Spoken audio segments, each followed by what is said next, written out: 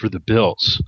And I didn't know if you got to see his press conference shortly after they announced that he had been the new owner. So I apologize for that. Oh, it's no problem. But, as far as that's concerned, I mean, Buffalo's only had one owner in its time. Yeah. So, just being able to step in for Mr. Wilson and take over a prestigious franchise like the Buffalo Bills, it's humbling. So, you could see that in his eyes. One of the things that I also saw in some of the media material that I had reviewed and looked over was, and he addressed it in his press conference, and it had to do with the Bills moving from town or changing the team name. And I wondered to myself, where in the heck did that come from? I mean, had you heard rumblings of that, or is that sort of a surprise to you too? I haven't heard anything about that. Okay. No, and I asked that because that's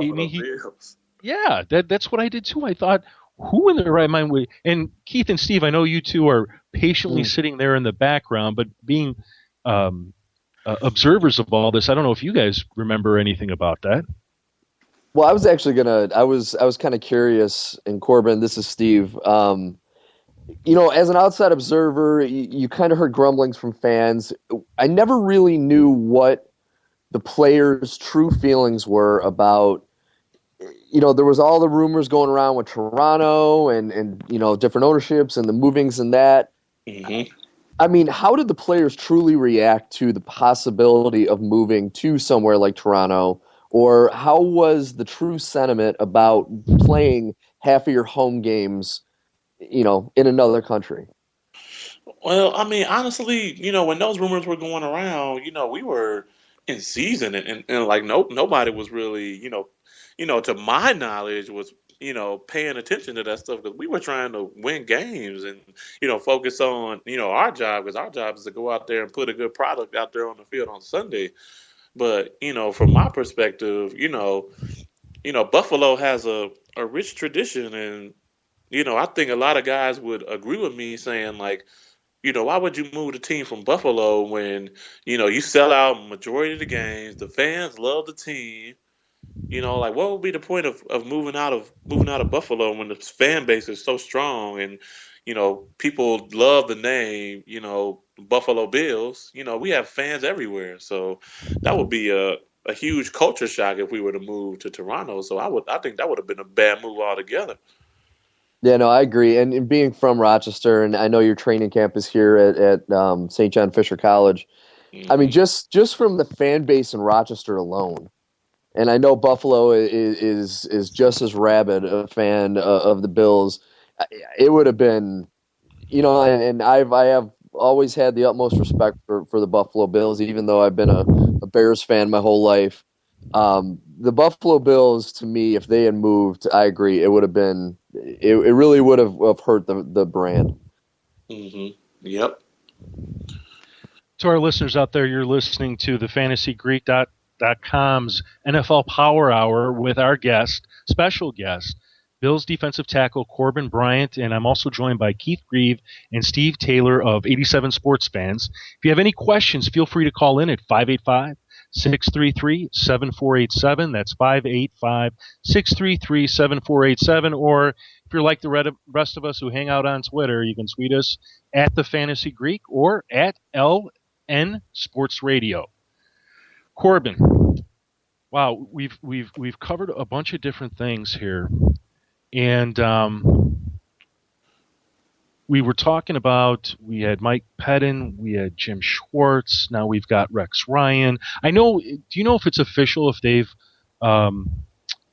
if Jim Schwartz is officially out as defensive coordinator, or you just have no idea one way or the other? Yeah. To my knowledge, they released him from his contract because, I guess, him and Coach Ryan's philosophies didn't agree, so. Okay, and that's sort of what I wanted to talk about was you've got your third defensive coordinator in 3 seasons.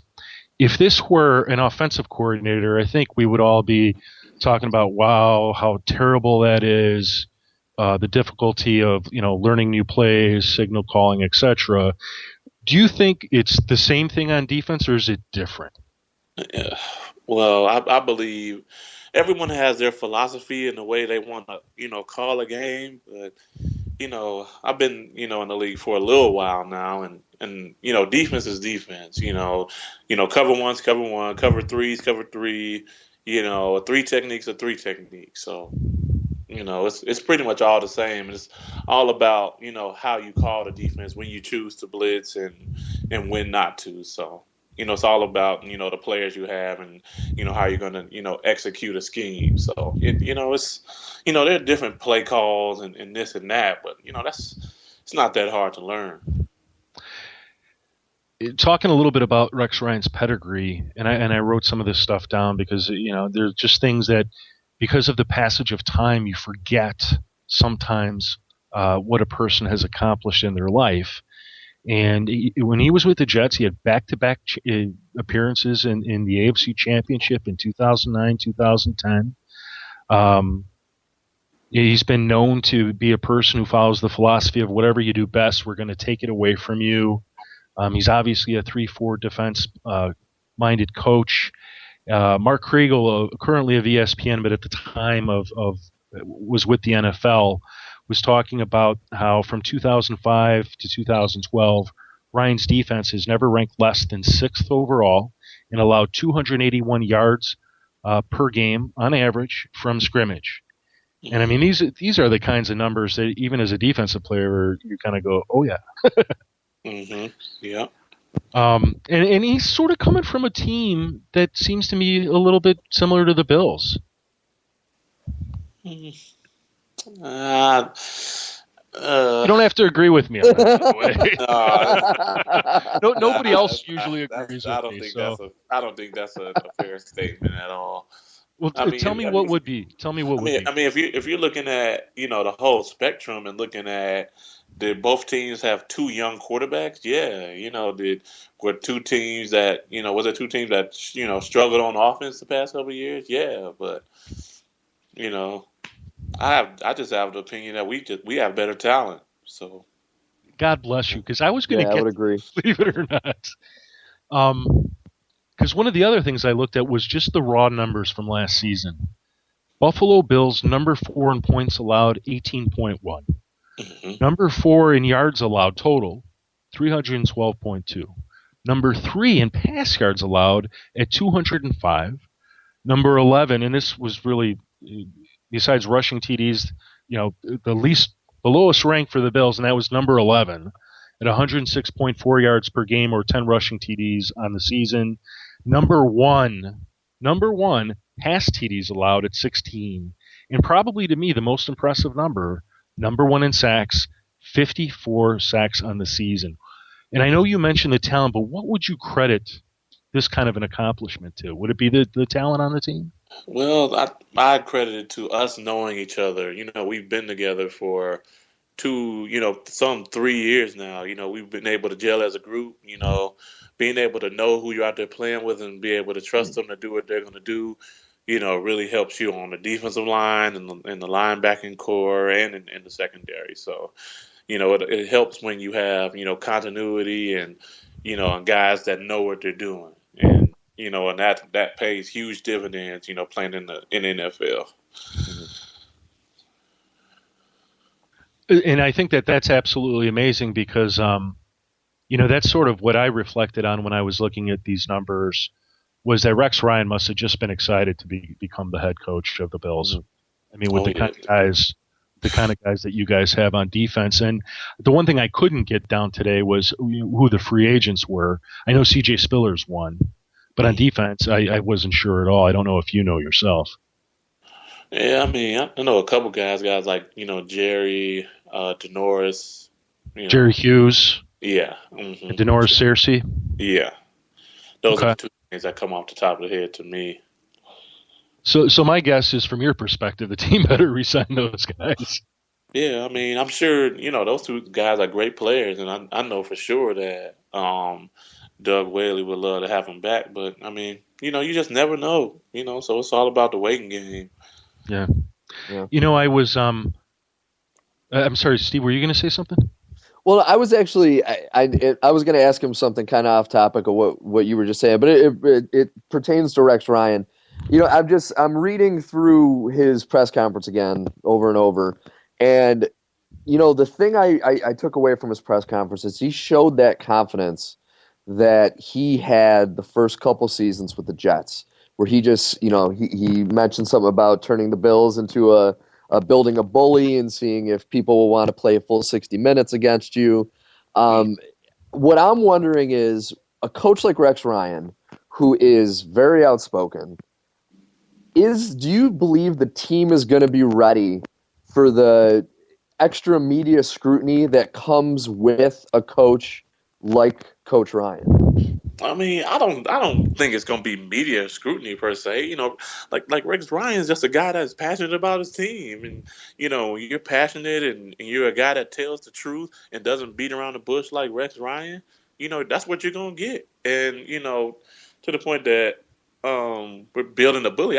We already have a bully here on defense. So, just gonna have he does have the best sound bites of any coach in the NFL. I love every conference he gives. And that's exciting, and that's what gets guys, ready to play. That's what, gets guys, hungry, because if your coach is, hungry for wins and wants to win just as bad as the players, I mean that's huge right there. That's great.